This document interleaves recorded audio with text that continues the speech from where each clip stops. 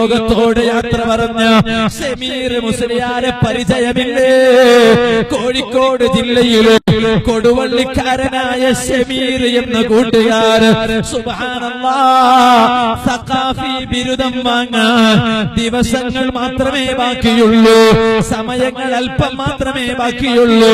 പഠിക്കുന്ന സമയത്ത് തന്നെ അല്ലാഹുവിന്റെ വിളിക്കഞ്ഞ് ഉത്തരം ചെയ്തു. ആ ഷമീരിന്റെ മയ്യിത്ത് നിസ്കാരത്തിന് നേതൃത്വം നൽകിയതാരാണെന്നറിയോ? ഈ പ്രസ്ഥാനത്തിന്റെ തുടിപ്പും എല്ലാമായ സുൽത്താനുൽ ഉലമാ ഉസ്താദ് അവരുകളാണ്. എല്ലാ തിരക്കുകളും അങ്ങ് മാറ്റിവെച്ച് ഒരു നിമിഷം പോലും സമയം ലഭിക്കാത്ത നേതാവല്ലേ? എല്ലാ തിരക്കും അങ്ങ് മാറ്റിവെച്ച് ഒരു SSFന്റെ കരളിന്റെ തുടിപ്പായ ഷമീർ മുസ്ലിയാർ മരണപ്പെട്ടു എന്ന വിവരം കേട്ടപ്പോ നേതാവായ സുൽത്താനുൽ ഉലമാ ഷമീരിന്റെ വീട്ടിലെത്തി, ആ പള്ളിയിലെത്തി. ഇന്ന് SSF എവിടെയെല്ലാം പ്രവർത്തിക്കുന്നുണ്ടോ? കേരളത്തിൽ മാത്രമല്ല, കർണാടകയിൽ മാത്രമല്ല, അങ്ങകലെ വിദേശ രാഷ്ട്രങ്ങളിൽ വരെ SSFന്റെ സഹോദര സംഘടനകളായ ICF പ്രവർത്തിക്കുന്നുണ്ട്. കർണാടകയിലെ KCF പ്രവർത്തിക്കുന്നുണ്ട്.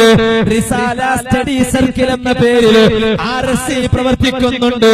എല്ലാ ശാഖകളിലും എല്ലാ യൂണിറ്റുകളിലും എന്തിനേരെ പറയണോ? മക്കത്തെ ഹറം ഷരീഫിൽ വരെ മദീനയുടെ റൗള ചാരത്ത് വരെ SSFന്റെ സഹോദരന്മാര് ഒരുമിച്ചുകൂടി ഷമീരിന്റെ ബർസഖിയായ ജീവിതം ബാസുരമാകാൻ പ്രാർത്ഥിച്ചു. എന്തേ ഷമീരിന് ഇങ്ങനെ ഒരു ഭാഗ്യം കിട്ടാൻ കാരണം? ഷമീർ SSFന്റെ പ്രവർത്തകനാണ്. എല്ലാ തിരക്കുകളും മാറ്റിവെച്ച് ഏത് മീറ്റിംഗിനും പങ്കെടുക്കുന്ന ഒരു ചെറുപ്പക്കാരനാണ്. പോരാ, ഷമീർ പറഞ്ഞ ഒരു വാക്കുണ്ടായിരുന്നു, ഞാൻ കല്യാണം കഴിച്ച് എനിക്കൊരു ആൺകുഞ്ഞ് ജനിച്ചാൽ എന്റെ നേതാവായ മുഹമ്മദുർ റസൂലുള്ളാഹി സ്വല്ലല്ലാഹു അലൈഹി വസല്ലമ തങ്ങളുടെ മകനല്ലേ, ആരാണ് ഖാസിം എന്ന പേരുള്ള മോനില്ലേ, ആ മോന്റെ പേര് ഞാൻ വെക്കും, മുഹമ്മദ് ഖാസിം എന്ന് വെക്കും. പക്ഷെ അല്ലാഹുവിന്റെ വിധിയാണ്, കല്യാണത്തിന് ദുനിയാവിൽ അവസരമില്ല. പറയട്ടെ, ഷമീരിന് ലോകമോർത്തില്ലേ ചെറുപ്പക്കാരാ? എന്തേ കാരണം? ഷമീർ കുടുംബം നല്ല പണക്കാരുടെ കുടുംബമാണ്, പാവപ്പെട്ടവനല്ല ഷമീർ. പക്ഷേ പണമുള്ളത് കൊണ്ടല്ല ഷമീരിനെ ഓർത്തത്. ഷമീരിന്റെ ബാപ്പയും ഉമ്മയും വിദേശത്താണ് താമസം. അവർ വലിയ പണക്കാരുടെ കുടുംബം എന്ന് കരുതിയിട്ടില്ല. പിന്നെയോ ഓർക്കാനുള്ള കാരണം, അങ്ങനെ പണക്കാരെ ഓർക്കണമെങ്കിൽ ഇവിടെ എത്ര പണക്കാരാ മരിച്ചുപോയത്? അവരെ ഓർക്കാൻ ഇവിടെ ആളുകളുണ്ടോ? ഷമീരിനെ ഓർക്കാനുള്ള കാരണം എന്താണ്? അതാ SSFന്റെ സജീവ പ്രവർത്തകനാണ്. സുൽത്താനുൽ ഉലമയുടെ മനുഷ്യ മനസ്സുകളിലെ കോർത്തിണക്കാൻ എന്ന പ്രമേയം ഉയർത്തിപ്പിടിച്ച് കാസർഗോഡ് മുതൽ തിരുവനന്തപുരം വരെ നടന്ന കേരള യാത്രയുടെ സമയത്ത് അറിയുമോ, നിങ്ങൾക്കറിയുമോ, കോഴിക്കോട്ട് നിന്ന് സൈക്കിളിൽ കയറിയിട്ട് തിരുവനന്തപുരം വരെ സൈക്കിൾ ഓടിച്ച പ്രവർത്തകനാണ്. എന്തേ കാരണം? ബസ്സിൽ യാത്ര ചെയ്യാൻ കഴിയാഞ്ഞിട്ടല്ല, കാറിൽ പോകാൻ കഴിയാഞ്ഞിട്ടല്ല, ട്രെയിനിൽ യാത്ര ചെയ്യാൻ കഴിയാഞ്ഞിട്ടല്ല.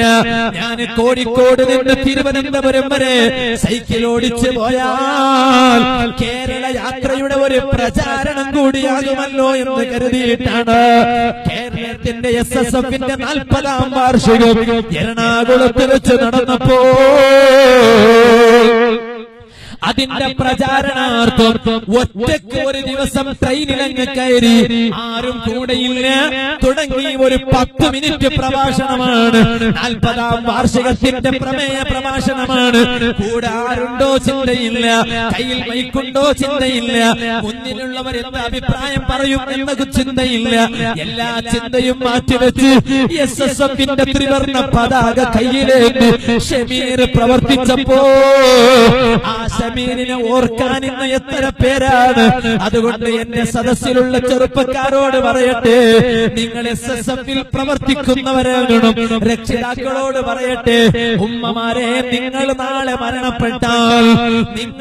മരണപ്പെട്ടാൽ ഇന്ന് കണ്ടില്ലേ ഇവിടെ ഒരു ഉമ്മ മരിച്ചപ്പോ ഞാൻ വലിയ ആളാണെന്ന് പറയുന്നതല്ല, ഞാൻ അവിടെ പോയി യാസീനോദി. എനിക്ക് ആ ഉമ്മാനെ പരിചയമില്ല, ആ ഉമ്മാക്ക് എന്നെയും പരിചയമുണ്ടാകണമെന്നില്ല. ഞാനൊരു ചെറിയ മുതഅല്ലിമാണ്. ഞാൻ അവിടെ പോകാനുള്ള കാരണം എന്താണ്?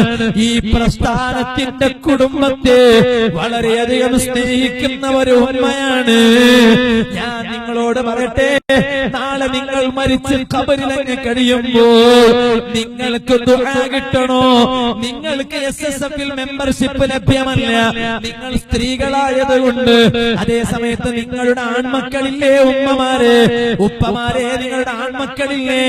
ആ ആൺമക്കള് SSF-ൽ ചേർത്തി പ്രവർത്തിപ്പിക്കുക.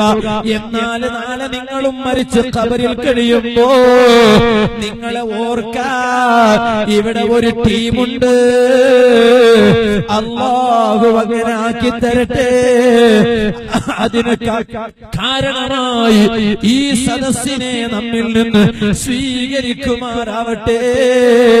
ഹബീബായ തിരുനബി സല്ലല്ലാഹു അലൈഹി വസല്ലം തങ്ങളുടെ തിരുനോട്ടമുള്ള സദസ്സായി ഈ സദസ്സിനെ റബ്ബ് നമ്മിൽ നിന്ന് ഖബൂൽ ചെയ്യട്ടെ.